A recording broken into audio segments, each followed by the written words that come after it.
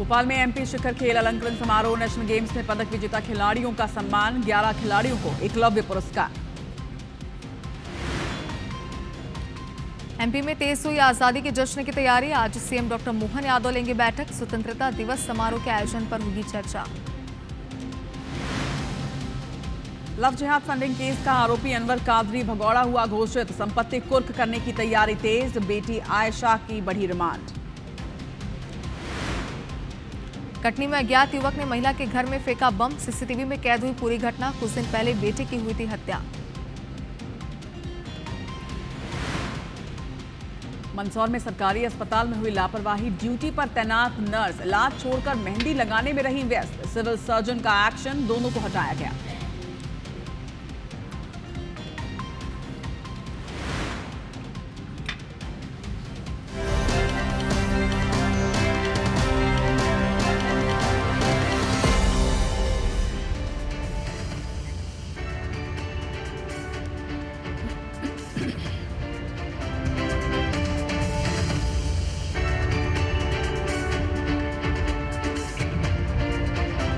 तो ब्रेक के बाद मेगा मॉर्निंग में एक बार फिर से आप सभी दर्शकों का बहुत स्वागत है। और रचना, नीता जी से हमें ढेर सारी बातें करनी है, लेकिन अब वक्त तो चला है मध्य प्रदेश की खबरों से दर्शकों को अपडेट कराने का। मेरा मध्य प्रदेश में बिल्कुल समय है मेरा मध्य प्रदेश का। और सबसे पहले आज आपको खबर ग्वालियर से बता दें, जहां पर 33 टंकियों में पानी नहीं आएगा। ग्वालियर वासियों के लिए खासतौर पर यह खबर है, क्योंकि आज आपके क्षेत्र में भी पानी का संकट गहरा सकता है। आज पूर्व विधानसभा में 6 लाख लोगों को पीने का पानी नहीं मुहैया होगा। हालांकि वैकल्पिक व्यवस्थाएं की जाएंगी। टंकियों की सफाई होने की वजह से टंकियां नहीं भर पाई हैं। 589 बोरवेल और 30 टैंकरों के माध्यम से सप्लाई की जाएगी।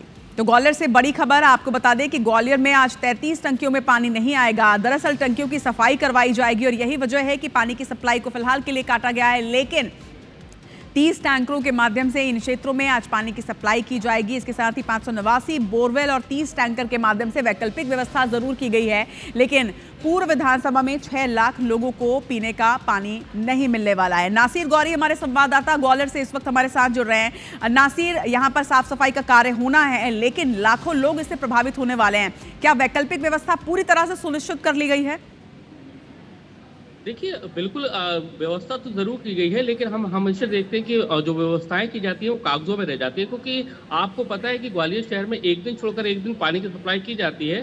तो आपको जिस दिन पानी की सप्लाई नहीं की जाती है उस दिन पानी की टंकियों की सफाई करना चाहिए थी। लेकिन आपने ऐसा दिन चुना कि जिस दिन पानी की सप्लाई, यानी कि आज पानी की सप्लाई होना थी, लेकिन आज ही आपने कट ऑफ कर दिया। तो इससे कहीं ना कहीं 6 लाख से ज्यादा की जो आबादी है वो प्रभावित हो रही है। और इसके चलते 33 पानी की टंकियां नहीं भर पा रही हैं और लगभग ग्वालियर पूर्व विधानसभा है उससे 6 लाख से ज्यादा लोग परेशान हो रहे हैं। क्योंकि अधिकांश जो आबादी है ग्वालियर की 80% आबादी को तिगरा से पानी की सप्लाई की जाती है। लगातार गंदे पानी की शिकायत आ रही थी, तो नगर निगम ने फैसला लिया कि उन टंकियों की पानी की सफाई की जाए और उसके बाद सप्लाई की जाए। तो ऐसे में कहीं ना कहीं अब जो फैसला लिया गया है उसी के तहत पानी की टंकियों की आज सफाई होना है। कल से काम चल रहा था, आज भी सफाई होना और फिर उसके बाद शाम से बनना शुरू होगी। तो कहा जा सकता है कि कल पानी मिलेगा, लेकिन उससे पहले जो 6 लाख से ज्यादा की आबादी है उसको परेशानी का सामना करना पड़ेगा। हालांकि नगर निगम ने तैयारी कर ली है कि उन क्षेत्रों में पानी की टैंकर से सप्लाई की जाएगी, बोरवेल से सप्लाई की जाएगी। लेकिन फिलहाल ये जो व्यवस्था की गई है, जो आंकड़ों के हिसाब से की गई है, वो शायद उतनी नाकाफी है जितनी लोगों को पानी की जरूरत है। जी चलिए, तमाम जानकारी के लिए बहुत शुक्रिया। लेकिन देखना होगा कि ये फैसला तो लिया गया, हालांकि इसमें भी कहीं ना कहीं लापरवाही जो है नासिर वो नजर आ रही है। लेकिन वैकल्पिक व्यवस्था का जो दावा नगर निगम कर रहा है, उम्मीद करते हैं कम से कम वो वैकल्पिक व्यवस्था जो है वो अच्छे से सुनिश्चित कराई जाए। तमाम बातचीत के लिए शुक्रिया आपका। अपडेट्स लगातार लेते रहेंगे और इसके साथ ही ये भी वादा IBC 24 का कि अगर ग्वालियर में जो वैकल्पिक व्यवस्था की बात कही जा रही है वो सही तरह से नहीं हुई तो IBC 24 लगातार सवाल उठाता रहेगा। फिलहाल रुक कर रहे हैं मध्य प्रदेश के भोपाल का, जहां पर MD ड्रग्स तस्करों के तार अंतरराष्ट्रीय स्तर पर जुड़ते नजर आ रहे हैं। क्राइम ब्रांच भोपाल ने 2 विदेशी नागरिकों को इस पूरे मामले में गिरफ्तार किया है। बताया जा रहा है कि एक विदेशी नाइजीरियन पुरुष और एक थाईलैंड की महिला MD ड्रग्स के मामले में आरोपी बनाई गई हैं। दोनों विदेशी नागरिकों पर पहले भी आपराधिक केस दर्ज बताए जा रहे हैं, जिसमें नाइजीरियन के खिलाफ DLF थाने में धोखाधड़ी का मामला दर्ज है, तो वहीं थाईलैंड की नागरिक महिला भोपाल और दिल्ली में रहकर ऑनलाइन ड्रग्स सप्लाई करने का उस पर मामला दर्ज है। ये महिला भोपाल में स्पा सेंटरों में काम किया करती थी। महिला के पास से लगभग 3 ग्राम एमडी भी बरामद किया गया। महिला के खिलाफ भोपाल के गांधीनगर थाने में जहां पर मामला दर्ज है, वहीं दोनों आरोपियों को अब कोर्ट में पेश किया गया। बताया जा रहा है कि 8 अगस्त तक पुलिस को रिमांड इन दोनों की ही मिली है, जिसमें पूछताछ की जाएगी और यह भी माना जा रहा है कि इस पूछताछ में और भी कई अहम खुलासे हो सकते हैं। तो एमडी ड्रग्स तस्करी मामले का इंटरनेशनल कनेक्शन यहां पर सामने आया है। यहां पर थाईलैंड की एक महिला और एक नाइजीरियन पुरुष को गिरफ्तार किया गया। फिलहाल दोनों की रिमांड पुलिस के पास, पूछताछ जारी है।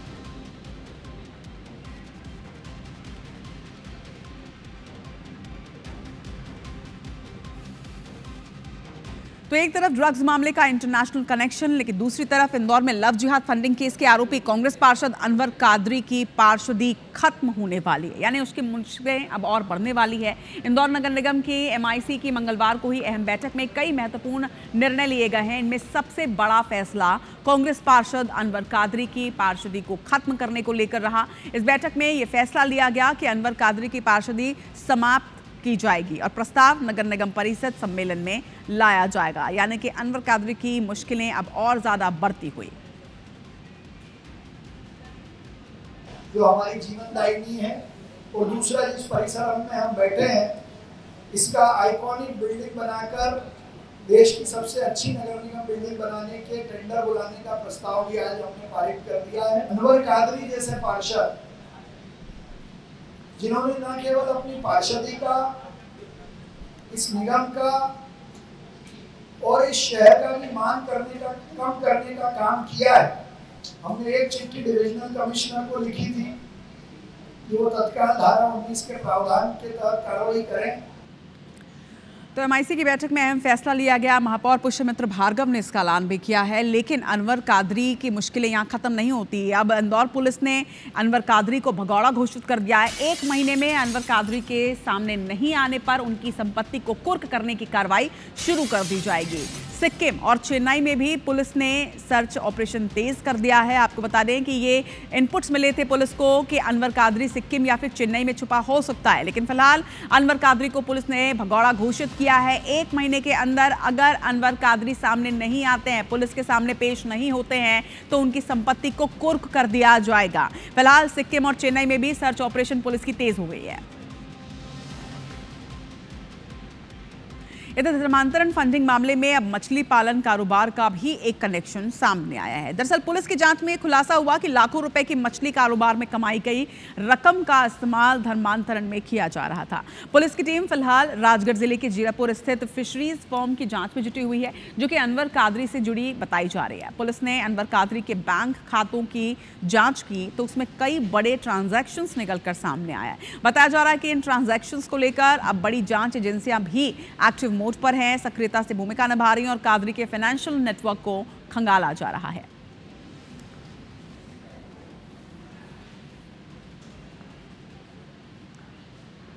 अनवर कादरी में उस अपराध के षड्यंत्र में शामिल उसकी लड़की आयशा को पुलिस सुरक्षा में लिया गया है और आज उसका पीआर का अंतिम दिवस है, क्योंकि 2 मामले पंजीबद्ध है। एक अन्य मामले में आज उसकी गिरफ्तारी सुनिश्चित की जाएगी और फिर उसमें भी पुलिस रिमांड मांगा जाएगा। बाकी उसकी गिरफ्तारी के लिए जहां जहां से इनपुट मिल रहे हैं, हमारी टीमें वहां जा रही हैं और कोशिश यही है कि सारे साक्ष्य जल्दी से जल्दी संकलित कर लिए जाएं और आरोपी गिरफ्तारी सुनिश्चित की।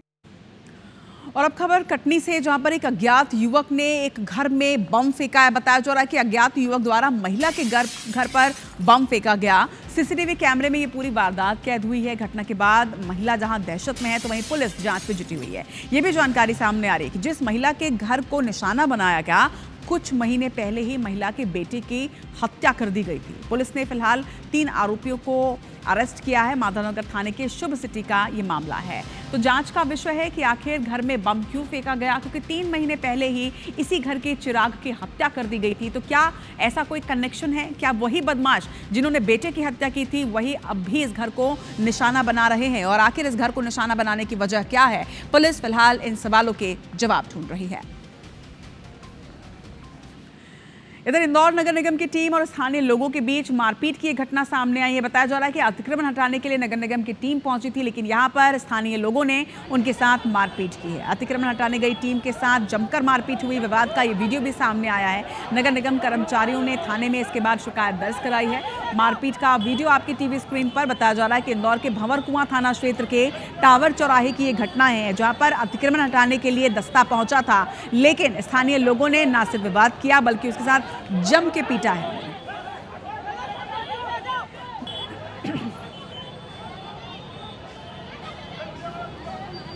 और इंदौर से एक और खबर आपको बता दें, जहां पर राजा रघुवंशी के भाई सचिन रघुवंशी की कथित गर्लफ्रेंड अचानक बच्चा लेकर उनके घर पहुंच गई और हंगामा शुरू कर दिया। यानी इस घर का परेशानियों से रिश्ता खत्म होने का नाम नहीं ले रहा। पीड़िता ने आरोप लगाया है कि सचिन रघुवंशी ने उससे मंदिर में शादी की थी, जिसकी फोटो भी उनके पास मौजूद है। महिला के अनुसार शादी के बाद उसने एक बच्चे को जन्म दिया, जिसका कुछ दिन पहले ही डीएनए टेस्ट भी करवाया गया। इस रिपोर्ट में बच्चा सचिन रघुवंशी का ही निकला है। डीएनए की पुष्टि के बाद महिला सीधे सचिन के घर बच्चे को लेकर पहुंची और वहीं रहने की उन्होंने मांग की है। ये जानकारी सामने आ रही है कि जैसे ही सचिन ने महिला को घर के बाहर देखा, वो कार लेकर मौके से फरार हो गया।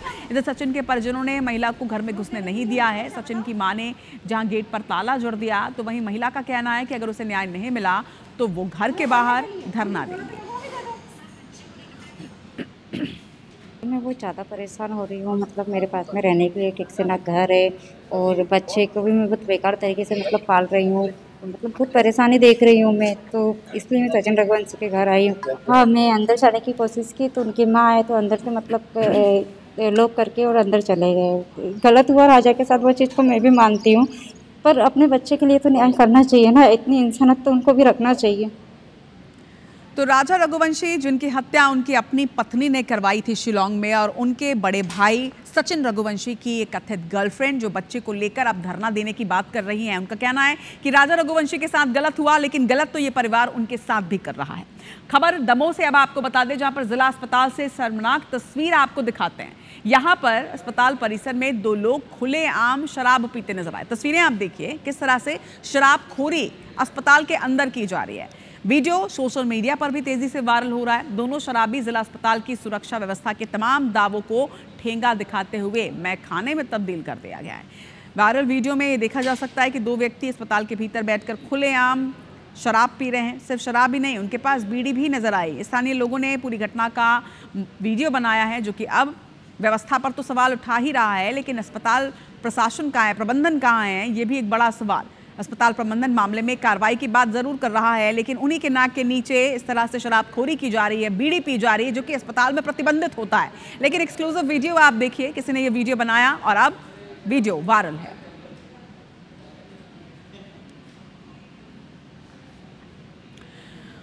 और अब तस्वीर आपको अनूपपुर की दिखाएंगे, जहां पर जिले में पुलिस की वर्दी की छवि को धूमिल करता एक वीडियो सोशल मीडिया में वायरल हो रहा है। ये वीडियो शायद आपने भी सोशल मीडिया में देखा होगा। भालूमाड़ा थाने में पदस्थ प्रधान आरक्षक अखिलेश तिवारी ड्यूटी के दौरान शराब पीते नजर आए हैं। वीडियो भालूमाड़ा थाना क्षेत्र अंतर्गत जमुना के किराना दुकान का बताया जा रहा है, जहां ऑन ड्यूटी पुलिसकर्मी शराबखोरी कर रहे हैं। वीडियो सामने आने के बाद थाना प्रभारी ने प्रधान आरक्षक पर जांच कर कार्रवाई का आश्वासन दिया। हालांकि वायरल वीडियो की पुष्टि IB-74 नहीं करता, लेकिन ये वीडियो सोशल मीडिया पर वायरल है और उसमें साफ तौर पर देखा जा सकता है कि वर्दी पहने ऑन ड्यूटी पुलिसकर्मी शराब पीते नजर आ रहे हैं। अब इस बात को झुटकारा नहीं जा सकता, क्योंकि वर्दी भी पहनी हुई है, नेम का बैज भी लगा हुआ है। ऐसे में अब क्या एक्शन लिया जाएगा, ये देखना होगा। हालांकि यहाँ पर प्रभारी का कहना है कि जांच कर कार्रवाई की जाएगी।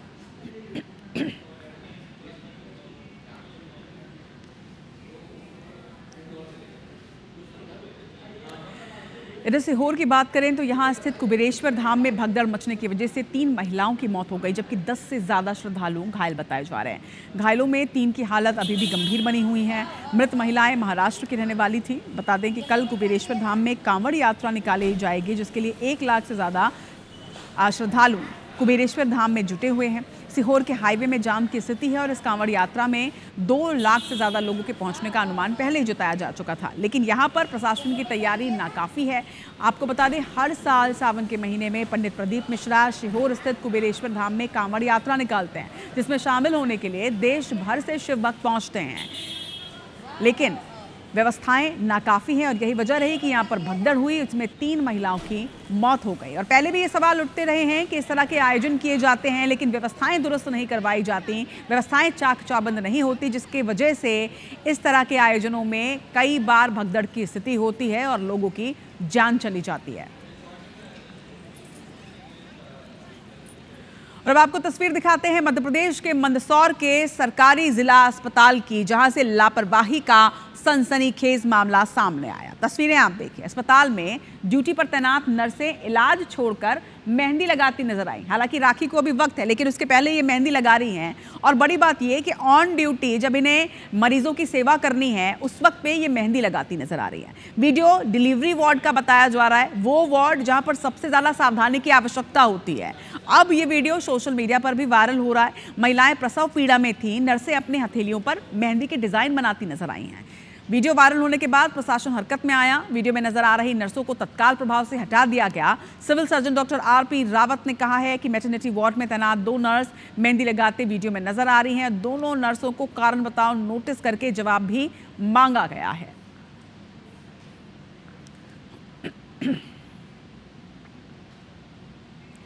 इस वायरल वीडियो पर आपका क्या कहना है? आप भी हमारे सोशल मीडिया के माध्यम से हमें बता सकते हैं। लेकिन अब शुभांगी, वक्त है हमारे आज की थीम का, जस्ट वुमनिया का और नीता डुमरे जी से बातचीत का। अनीता जी, रचना, वैसे तो आपकी खबरें पढ़ते तक मैंने बहुत सारी बातें इनसे की, लेकिन अनीता जी अगर हॉकी की बात हो और फिल्म चक दे इंडिया का जिक्र ना हो, ऐसा हो नहीं सकता। इससे एक छोटा सा सवाल मेरे जहन में आया आपसे बात करते हुए। फिल्म में हमने ये देखा था कि कुछ बड़े स्तर पर भी ये होता है कि ये कहा जाता है, मुझे एक सीन याद है जिसमें कहा गया था कि अरे लड़कियों पे क्यों इन्वेस्ट कर रहे हो, लड़कों पे करो ना, उनके प्लेयर्स पे इन्वेस्ट करो। आप उस जगह को जी कर आई हैं, आप उस फ्लोर पे रही हैं, क्या आपने ये कभी महसूस किया? ये चीज़ हमारे साथ हुई है, मतलब जो चक दे इंडिया ना, जो एक्चुअल चीज़ें हुई है उसी के बेस पे है। और जब हम ओलंपिक के लिए तैयारी कर रहे थे और हम हमारी मेंस की टीमों को हरा रहे थे, इतना अच्छा लेवल सब कुछ था, और ये बोला गया कि वो आएंगे एक हमारे बड़े अधिकारी और वो डिसाइड करेंगे कि हम वहाँ जाएं या नहीं जाएं। तो फिर उन्होंने देखा हम लोगों को, पता नहीं ऐसे वैसे उनके मन में क्या आया, एक पूर्वानुमान जैसे रहता है या पूर्वाभास रहता है ऐसे कि भाई क्यों इनके ऊपर वेस्ट करना ऐसे पैसे। हम रात को 3-3 बजे उठ के प्रैक्टिस करते थे। मतलब इस चीज़ को कोई मानेगा या नहीं मानेगा, क्योंकि ग्राउंड मिलना मुश्किल होता था। बॉयज़ की भी प्रैक्टिस है तो हम 3 बजे से 6 बजे तक हम करते थे, 6 बजे के बाद वो लोग प्रैक्टिस करते थे। तो इतनी मेहनत हम लोगों ने की हुई थी और उन्होंने एक बार में आके उन्होंने ऐसे बोल दिया कि नहीं तुम्हारी टीम जाने लायक नहीं है कह के। तो उस दिन इतना दुख हुआ था हम लोगों को। और उसके बाद हम लोगों को जाना था सिंगापुर में खेलने के लिए, एक टूर्नामेंट था। तो गवर्नमेंट के पास उस समय पैसे नहीं थे, तो गवर्नमेंट ने बोला कि हम आपको स्पॉन्सर नहीं कर सकते हैं। तो फिर हम लोगों ने डिसाइड किया कि हम लोगों ने इतनी मेहनत की है, इतने दिनों तक हम लोग का लेवल परफॉर्मेंस बहुत अच्छा है, तो हम लोगों ने गवर्नमेंट को बोला आने जाने की टिकट हम लोग खर्च करेंगे, आप केवल हमको टूर्नामेंट में भेज दीजिए। तो जब ये बातें उन तक पहुंची तो कहीं ना कहीं से थोड़े बहुत उन्होंने पैसे वैसे इकट्ठा किए और हमको भेजे, और हम सिंगापुर में जो वर्ल्ड कप का क्वालिफाइंग राउंड था, हम वहाँ पे 3rd आए थे। तो और टीम इतना अच्छा खेली थी, टीम वहाँ पर बहुत ही अच्छा टीम ने खेली। तो थोड़ा गवर्नमेंट को लगा कि नहीं ये टीम अच्छा खेल रही। और जैसे आपने बोला ना कि इन पर इन्वेस्ट क्यों करना, हम US में थे, वर्ल्ड कप क्वालिफाइंग का टूर्नामेंट था। टीम बहुत अच्छी थी, जैसे मैंने बताया कि टीम हमारी बहुत अच्छी खेल रही थी। तो उस ग्राउंड के बाहर में ऐसे पट्टी चलती ना, जैसे आपके यहाँ चलती, US वर्सेस इंडिया। तो एक इंडियन वहाँ से गुजर रहे थे बाहर, तो उन्होंने बोला अच्छा इंडिया, अब वो इंडियन थे तो इंडिया के प्रति प्यार आना ज़रूरी है। तो उन्होंने बोला इंडिया, तो बोले पता नहीं मोटी मोटी लड़कियाँ होंगी जो चल भी नहीं पा रही होंगी, कहीं से पकड़ के ले आए होंगे और एक टीम उन्होंने बना दी होगी। ऐसा उन्होंने बोला, उन्होंने वो सोचा। और फिर भी उन्होंने बोला देखो तो ये क्या कर रही हैं, देखते हैं ऐसे करके। जब वो अंदर आए ना, उनका पूरा जो वो धारणा थी वो पूरी बदल चुकी थी। हमारी टीम बहुत सुपर फिट थी, US को बीट कर रही थी, हम जीत रहे थे। वो खड़े हो गए, वो गए नहीं, पूरा मैच उन्होंने देखा। मैच देखने के बाद वो हम लोगों के पास आए और उन्होंने खुद ये बोला कि मुझे ऐसा लगा था कि आप लोग बिल्कुल अनफिट टीम होगी, कहीं से पकड़ के केवल इंडिया की जर्सी पहना के आप लोग को ले आया गया होगा, लेकिन आप लोग का परफॉर्मेंस देख के मुझे बहुत अच्छा लग रहा है। और शायद ये है कि ये भारत में महिलाओं की स्थिति इतनी बदल चुकी है। बिल्कुल। तो वो एक जो स्पोर्ट्स वुमेन है ना, वो इन चीज़ों को भी रिप्रेजेंट करती हैं। वो अपने घर ले गए हमें, उनका चार्टर्ड प्लेन था उसमें उन्होंने घुमाया, मतलब वो बहुत खुश थे। और लिटरली हम लोग वर्ल्ड कप के लिए क्वालिफाई वहाँ पर हो चुके थे, तो वो बहुत बड़ा अचीवमेंट हमारे लिए था। और ये चीज़ें जो मैंने खुद सुनी ना, कि मैंने सोचा था कि भारतीय महिलाएं ये नहीं कर सकती, लेकिन आप लोगों ने ये करके दिखाया है, तो वो एक बहुत बड़ा अचीवमेंट तो वो अपने आप में है। मुझे तो लगता है कि भारतीय महिलाएं चाहें तो क्या नहीं कर सकती, और ये धारणाएं जो है वो लगातार भारतीय महिलाएं चेंज करें। और इसीलिए ये जो थीम है हमारी जस्ट वुमनिया, इस थीम पे हम हमेशा ही बात करते हैं वुमेन अचीवर्स से। नीता डुमरे जी, एक चीज़ और है कि एक तो वैसे ये डिबेटेबल टॉपिक है कि भारत में जितना बजट और जिस तरह से प्यार क्रिकेट को मिलता है, उतना हॉकी को नहीं मिलता, जबकि हॉकी को हमारा नेशनल गेम भी कहा जाता है। और उस पर भी अगर हम देखें तो हॉकी में भी मेंस हॉकी को ज़्यादा तवज्जो दी जाती है। आपको लगता है कि अच्छी फंडिंग हो, ज़्यादा अच्छी ट्रेनिंग हो और मंच मिले तो वुमेन्स हॉकी भी वो कमाल कर सकता है जो एक दौर में लगातार ओलंपिक गोल्ड मेडल हम लेकर आ रहे थे, क्योंकि एक लंबा समय हो चुका है अब इंतजार उस गोल्ड मेडल का। तो क्या लगता है कि इस बार वुमेन्स हॉकी वो लेकर आ पाएंगे? देखिए, जैसे आपने कहा कि महिलाओं को उतना तवज्जो नहीं दी जाती है, लेकिन अब आप ये ओलंपिक्स के जब आंकड़े उठाकर देखेंगे ना, तो हमारी महिलाओं के मेडल्स जो हैं बहुत ज़्यादा, कॉमनवेल्थ में महिलाओं के 16 मेडल हैं, जो एक बहुत बड़ा अचीवमेंट है। तो ये महिलाएं जो है ये तस्वीर बदल रही हैं भारत की खेलों की दुनिया में। साइना हो गई, सिंधु हो गई, हमारी कर्णम मल्लेश्वरी जो कि हमारी बैचमेट ही रही है, तो कर्णम मल्लेश्वरी, ये सब इन लोगों ने बहुत मेहनत की और उस इंडिया का जो खेल का परिदृश्य था इसको बदलने में इन लोगों ने बहुत अच्छा एक सहयोग दिया।